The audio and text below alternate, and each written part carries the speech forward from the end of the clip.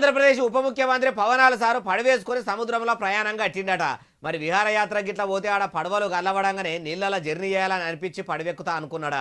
ఎన్నడు లేని AP deputy CM నీళ్ళలో ప్రయాణం ఎందుకు చేస్తుండో ఏం కథనో అన్ని ముచ్చట్లు మనం కూడా ఆడదాకా పోయి అరుచుకుందాం పారి. చలో ఆంధ్రప్రదేశ్. షిప్స్ మీద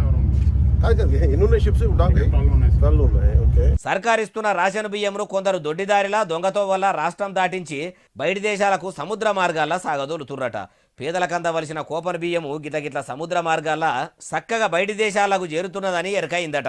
అందుకే పవనాల సార్ పనిగట్టుకొని మరి కాకినాడ పోర్టుకు పోయి ఆడున్న ఆఫీసర్లతో ఇట్లా అనుకొచ్చిండు. ఆఫీసులో కూడా వస్తానంటే లేదు సార్ 10,000 మంది జీవితాలు పోతాయి సార్. ఏంటి 10,000 మంది జీవితాలు పోయాయి? పోర్టు ఉన్నదేంటి మీరు కూర్చోబెట్టి స్మగ్లింగ్ చేయడానిక?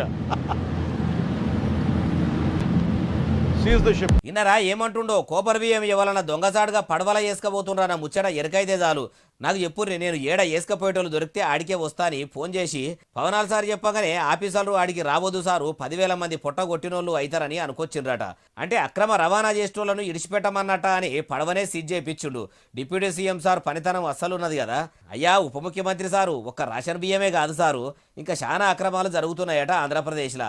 అవిటి మీద కూడా నజరు పెట్టి ఇట్లనే ఎవలకు లొంగకుండా పబ్లిక్ కోసం పనిచేస్తే మంచిగుంటది. అక్రమాలు చేసేటోళ్ళు మీ కూటమి సర్కారులు ఉన్నోళ్ళు అయినా సరే ఇడిచిపెట్టకుండా సార్ అంటుర్రు ఈ ముచ్చటిన్నోళ్ళు.